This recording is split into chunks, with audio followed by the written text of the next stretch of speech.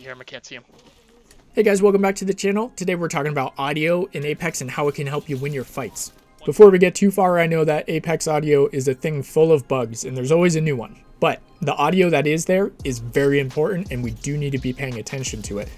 A quick test in the firing range with Toni the Phoni, who has a great channel by the way, you should check it out, link in the description, confirms that with audio alone, I had my eyes closed for these, you can get darn close to where the person is just by listening.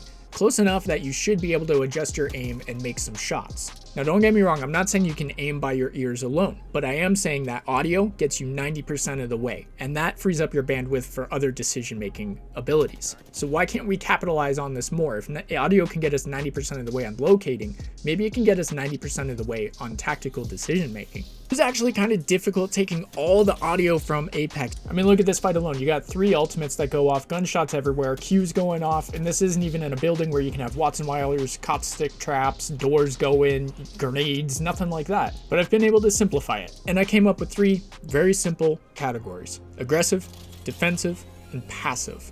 Quickly stated, your aggressive audio is things like footsteps running towards you, bullets being shot at you, basically anything that can cause you to lose health or puts you in jeopardy of losing health. Defensive audio is anything creating an opportunity to preserve or store health. Could be a lifeline res, could be healing items, could be Newcastle's shield. It could be any of those ults or tacticals if used in a different way. Take the sound of Rampart's shield going up. It can be an aggressive sound, depending on where it's placed, or it can be very defensive. But that's why you need to read the situation using the audio cues as your information to decide what to do next. That's why you got to use the cues to decide, are they trying to take your health or are they going to try and restore their own? And I know this sounds super simple saying it out loud, but everybody asks, how do I know when to push? How do I get better at engaging in a fight? And while audio isn't all of it, it is a big piece of the puzzle to give you that information you need. I think most of you already know how to do this, you're just not confident in being able to do it. Here's a quick example. Decide whether or not this team is looking to push or if they're looking to hunker down.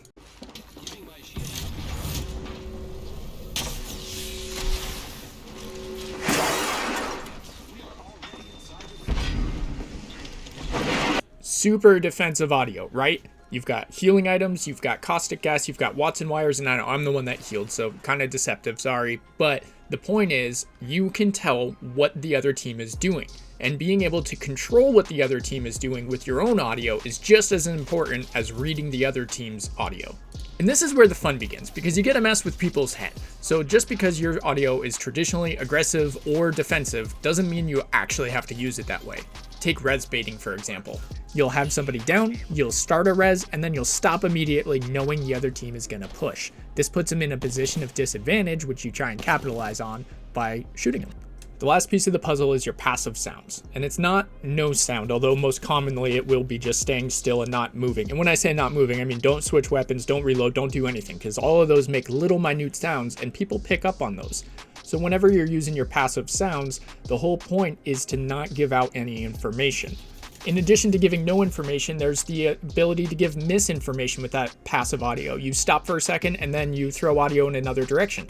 Mirage is the perfect example of this and being able to be bamboozled. If you want to practice it, grab him and try and get as close to the enemies as you can and still escape. That is showing mastery of deception and passive audio. If I haven't made a compelling argument, please stick with me for one more example here. Here, the fight lasted 2 minutes and 30 seconds. I know, a long time.